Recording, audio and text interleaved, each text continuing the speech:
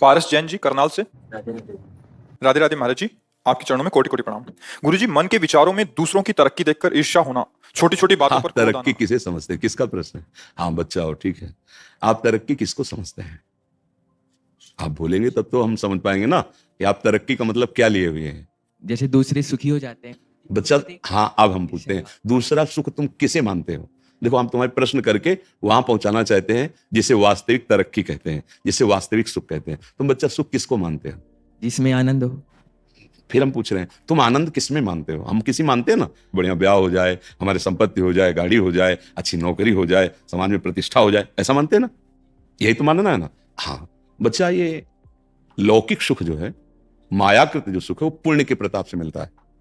अगर आपने पूर्व पुण्य किए हैं, तपस्या है आपकी, तो आपको यहां सब सुविधाएं मिलती चली जाएंगी, वैसी बुद्धि प्रवीण होती चली जाएगी, पढ़ाई लिखाई में वैसी अनुकूलता मिलती चली जाएगी। और यदि आपका पूर्व पुण्य नहीं है तो आप प्रयास करेंगे और बाधा आपके सामने खड़ी होती चली जाएगी। आप पढ़ लिख गए, नौकरी नहीं मिल रही, या आप बहुत पढ़ाई में उत्साह रखते हैं लेकिन अनुकूल ट्यूशन नहीं मिल रहा, अनुकूल हमारी व्यवस्था नहीं हो पा रही। लौकिक उन्नति में हमारे पुण्य होते हैं, लौकिक अवनति में देखो, जैसे अज्ञानी जन ना माने, लेकिन आप देखो, कोई भी आदमी, कोई भी व्यक्ति जो विवेक बुद्धिमान है, क्या कसर उठा रखता है क्या कि मुझे सुख मिले और कभी दुख ना मिले? कोई कसर? आप बोलो, सब चाह रहे हो ना, तो है ना कोई जो मुझे जबरदस्ती दुख देता है? वो मेरा कर्म है, वो मेरा कर्म है। बस यही अध्यात्म समझाता है कि आप आए हुए दुख सुख को धैर्यपूर्वक बुद्धिमानी से बचकर निकल जाओ।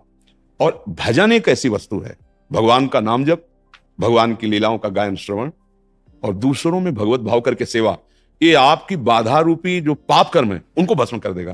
अब ये बात अपने को पता नहीं, और ये बात उसको भी पता नहीं जिसको ये सामग्री मिली हुई, सुंदर स्त्री या सुंदर पति या गाड़ी, रुपया, पैसा, जो आप सोच रहे हैं, जिसको देखकर आप ललचा रहे हैं, वो उसके पास वस्तुएं हैं, पर वो भी अशांत है, उसके अंदर भी कामना है, वो भी तृष्णा से युक्त है, भय से युक्त है, और वो मृत्यु से भी भयभीत है। तो भैया कहां सुख हुआ? जो अशांत है तो वो कहां? वो किसी और को देख रहा है। आप देख रहे हैं तो वो किसी और को देख रहा है, वो किसी और को देख रहा है। मतलब आप ऐसे, चूंकि आप बच्चा हो, अभी सबसे मिले नहीं, हम बचपन से बाबा जी रहे तो सबसे मिलकर देखा है, वैभव है और राक्षसी वृत्ति है, शराब पीना और बहुत से व्यभिचार आदि प्रवृत्तियां, उसे वो सुख मान रहे हैं। अगर मानो होता, जैसे अपने लोगों को मन समझाता है कि ये सब वैभव, तो वो क्यों रोते हमारे सामने आके? वो क्यों हमसे प्रार्थना करते?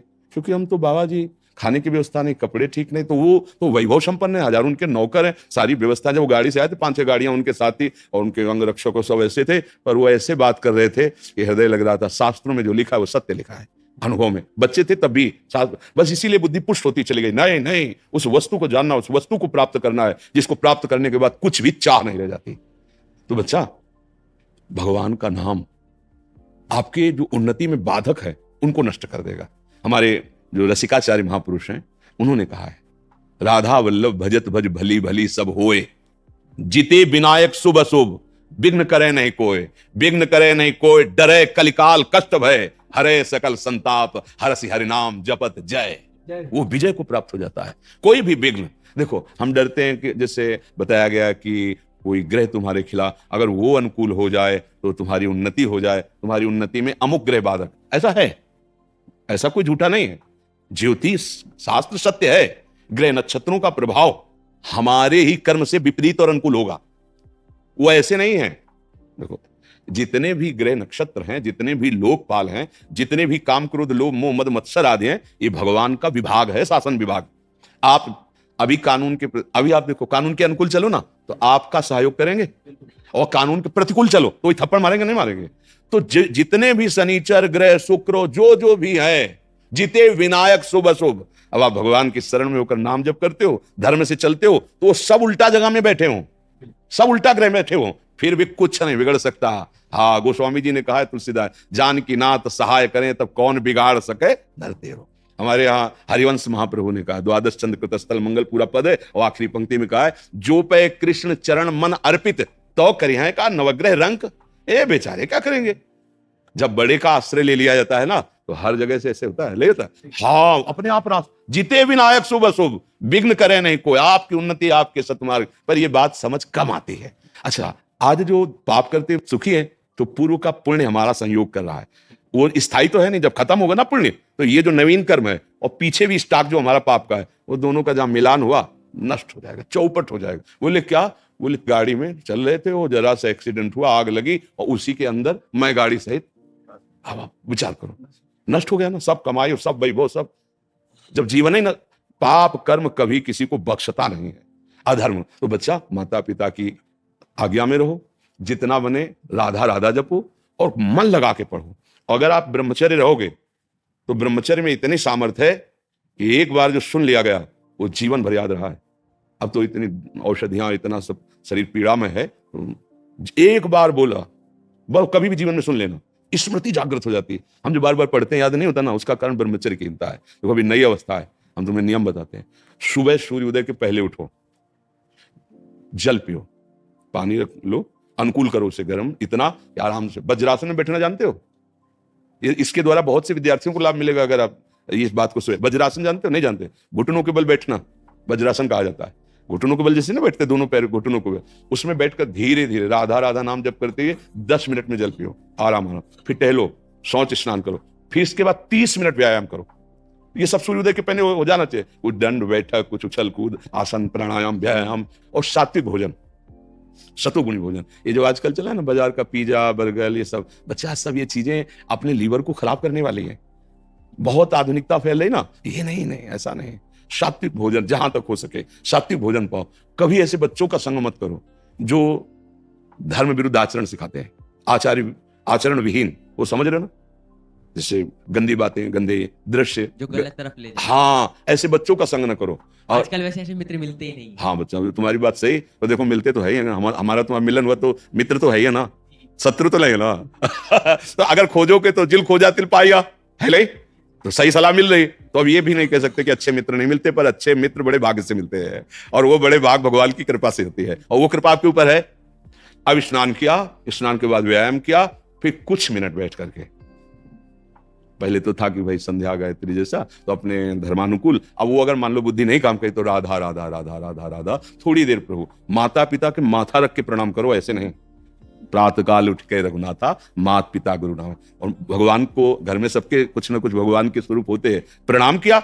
और फिर विद्या को समझो कि आप बहुत बड़ी तपस्या कर रहे हैं, एकांत में बैठकर जो आपका स्वाध्याय है पूरी तन्मयता से करो। आप देखो बढ़ते हो कि नहीं बढ़ते, शरीर स्वस्थ, संयमी पुरुष, और अपने जो कर्तव्य कर्म को, जैसे आप विद्यार्थी तो आपका वो कर्तव्य, नियमित रूप से आप अपनी दिनचर्या बना लो। आप खुद देखोगे कि जीवन कैसे उन्नति हो। जीवन उन्नति का तात्पर्य सत्य मार्ग में चलना, हृदय आनंदित रहना। वही देशभक्त हो सकता है, वही समुदाय को सुख प्रदान कर सकता है, वही लोगों को तार सकता है। संयम से नहीं है, अपना ही हृदय जल रहा है, तो फिर कोई पद कोई भी वो मंगलदायक नहीं होगा।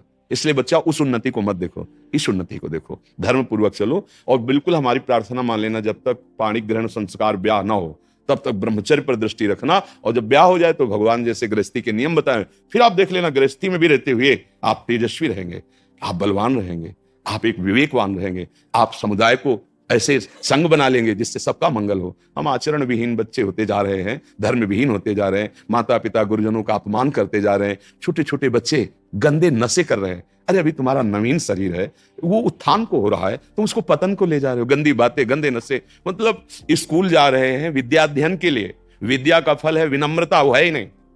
विद्या का फल है दुर्व्यसनों से बचना, और दुर्व्यसन बढ़ा रहे हैं। तो ऐसे बच्चों से, ऐसी आदतों से बचो, भगवान का नाम लो, उनके आश्रित रहो, फिर जो उन्नति होगी चिंता मत करो। अविनाशी के बच्चा हो, अगर उन्नति चाहे तो ऐसी उन्नति होगी कि भगवान के परम पद से बढ़कर परमेष्टि पद भी ब्रह्मा का नहीं है, वो भक्तों को प्राप्त होता है। सबसे बड़ी उन्नति, ब्रह्मा भी नमस्कार करते हैं भगवान के पद को, परम पद को। ध्रुव जी 5 वर्ष के बालक थे, एक शपथ लगा दी विमाता ने और कहा अगर पिता की गोद में बैठना है तो मेरे गर्भ से प्रकट हो।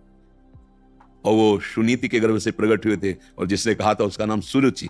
रुचि के विरुद्ध हुआ कि हमारे पति के गोद में कैसे बैठ सकता है, उनसे पैदा। वो माता से जाके बोले माँ ऐसा ऐसा विमाता ने किया। बोले ठीक कह रहे हैं महाराज, तो मुझे अब पत्नी की अदासी भी मानने के लिए, तो तुम जाओ और भगवान नारायण का, भगवान श्री हरि का भजन करो, और जो चाहते हो उनसे मांगो, वो तुम्हें।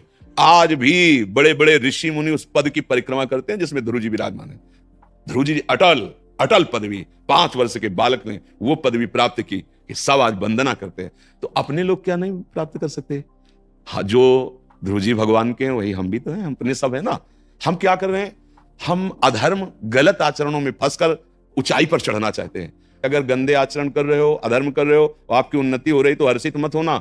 जैसे होता है ना, किसी को छठ में चढ़ा जाए तो वो सोच रहा है बहुत ऊपर ले चढ़ रहे, ऐसी जगह से पटके जाओगे किसी काम के नहीं रहोगे। और धर्म से चल रहे हो, दीपक की तरह प्रकाश हो रहा है, कुल परंपरागत चलता रहेगा। धर्म को बहुत सावधानी से, और हम तुमको धन्यवाद देते हैं कि इतने छोटे बच्चे होकर आप जीवन की उन्नति मंगल के लिए आप चिंतित हैं। आपको ऐसा ही अपने मित्रों को भी सिखाना चाहिए जो आपके आजकल मित्र तो बने। ऐसे हैं जी, मेरे 3-4 दोस्त ऐसे हैं जो गलत तरफ ले जाते हैं, नहीं, गलत बस बात करते हैं। दूर रहना, दूर, बहुत बहुत। हम प्रायः कोई ऐसा दिन नहीं जाता जिस दिन ये चर्चा न करें कि हमारी नवीन पीढ़ी अब मर्यादा रहित होती चली जा रही है, और वही नवीन पीढ़ी तो हमारा भविष्य है। अरे भाई, स्कूल में जब पढ़ते थे सब एक ही लाइन में तो बैठते थे, कोई महात्मा बना, कोई डॉक्टर बना, कोई पदाधिकारी बना, वही तो वहीं से तो सब बनते हैं। तो हाँ, इसलिए हमारा भविष्य, हमारे देश का भविष्य, हमारे धर्म का स्वरूप वही जागृत होता है कक्षा 1 से लेकर के, और जो पढ़ाई होती है ना उसी में सब होते हैं। डॉक्टर, मास्टर और नेता, संत, महात्मा उसी में सब होते हैं। अगर आचरण पवित्र हो गए तो उठे, और आचरण गिर गए तो फिर गिर गए।